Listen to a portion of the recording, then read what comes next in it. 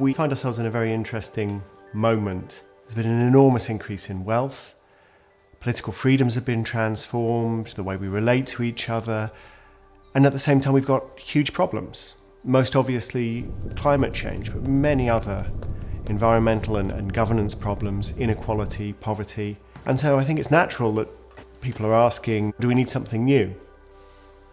If we harness capitalism in the right way, it's our best chance of solving the problems that we've got. And that's because of the very nature of the system, the very nature of the world economy is actually too complex to fix with radical change. If you think about the way the world actually works, we've got nearly 8 billion people on the planet. We've got hundreds of millions, hundreds of billions of dollars of transactions occurring probably every minute around the world. We've got individuals making decisions about how they live their lives, decisions about transport, decisions about heating, decisions about consumption, and decisions about who gets paid what. And if we want to change the world, you need to change all of those decisions.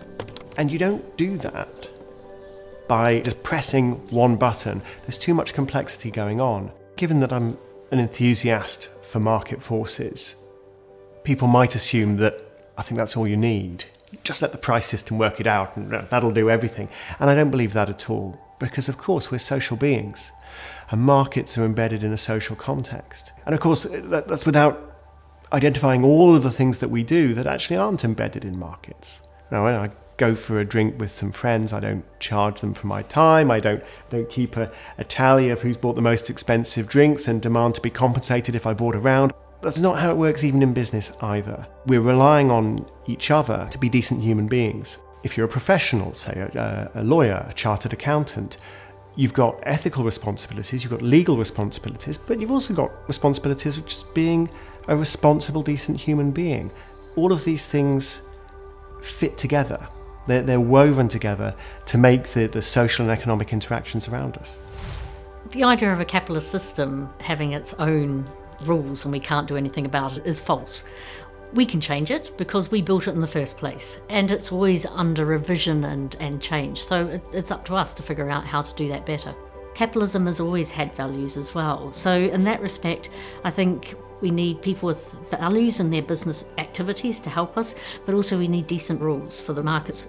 We need to be literate about how the whole thing hangs together, and that's quite tough because the system is complex. Some of the connections are hidden and not clear, and some of the connections only become evident after a period of time, 5, 6, 10, 15 years. So that system's literacy requires us to be curious to understand where are these links.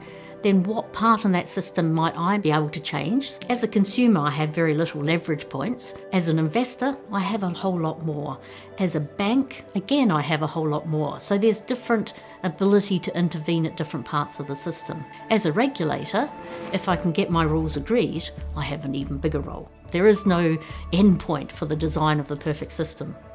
For accountants, our duty is in around the provision of information, but also the construction of sound decision making. And of course, with accountants, we're hanging on to people's money as well, and so the duty becomes a fiduciary duty. The really good reason for having decent accounting information is that people are able to be informed about something they can't directly see themselves, and then they can make decisions and to feel confident that they've got the right information to do so. And when that fails, things go terribly wrong.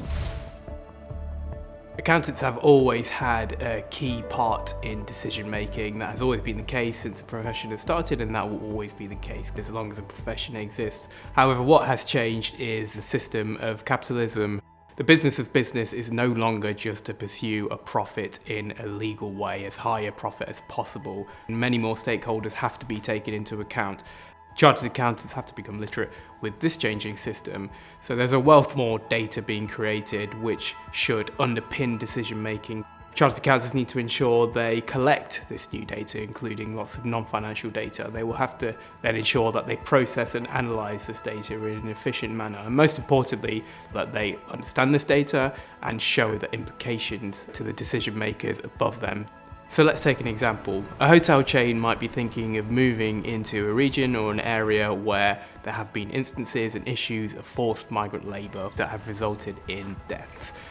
Previously, maybe 10 years ago, the finance team at this hotel chain may not have looked at these issues. They may solely have looked at profitability, revenue per available room would have been the be-all and end-all. However, this is no longer the case, and it's incumbent on the chartered accountant and it's the responsibility of the finance team as a whole to include more issues when deciding on the investment case. Issues such as forced migrant labour in the build-out of the hotel, the data will be available to the finance team. Now, if forced migrant labour issues are prevalent, then these issues should trump any profit metrics that would have made the investment case viable previously. As we continue to rebuild and reshape our existing capitalist system to meet the long-term needs of the world moving forward, chartered accountants at the top of our profession will need to ensure they take a very active role in explaining why we are doing this and then how to do it. We need to ensure that we treat markets as our servants in implementing our decisions and not our masters who guide our decisions.